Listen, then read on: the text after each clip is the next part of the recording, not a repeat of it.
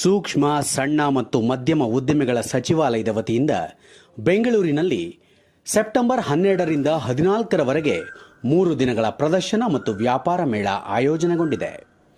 ಬೆಂಗಳೂರಿನ ರಾಜಾಜಿನಗರ ಕೈಗಾರಿಕಾ ನಗರದಲ್ಲಿ ಎಂಎಸ್ಎಂಇ ಕಚೇರಿ ಆವರಣದಲ್ಲಿ ನಡೆಯುತ್ತಿರುವ ಪಿಎಂ ವಿಶ್ವಕರ್ಮ ಪ್ರದರ್ಶನ ಮತ್ತು ವ್ಯಾಪಾರ ಮೇಳದಲ್ಲಿ ರಾಜ್ಯದ ಹಲವೆಡೆಗಳಿಂದ ಬಂದಿರುವ ಕುಶಲಕರ್ಮಿಗಳು ತಮ್ಮ ನೈಪುಣ್ಯತೆಯನ್ನು ಪ್ರದರ್ಶನದಲ್ಲಿ ಅನಾವರಣಗೊಳಿಸಿದ್ದಾರೆ. ಕೇಂದ್ರ ಸೂಕ್ಷ್ಮ, ಸಣ್ಣ ಮತ್ತು ಮಧ್ಯಮ ಉದ್ದಿಮೆ ಖಾತೆ ಸಚಿವೆ ಶೋಭಾ ಕರಂದ್ಲಾಜೆ ಕಾರ್ಯಕ್ರಮ ಉದ್ಘಾಟಿಸಿ ಮಳಿಗೆಗಳನ್ನು ವೀಕ್ಷಿಸಿದರು.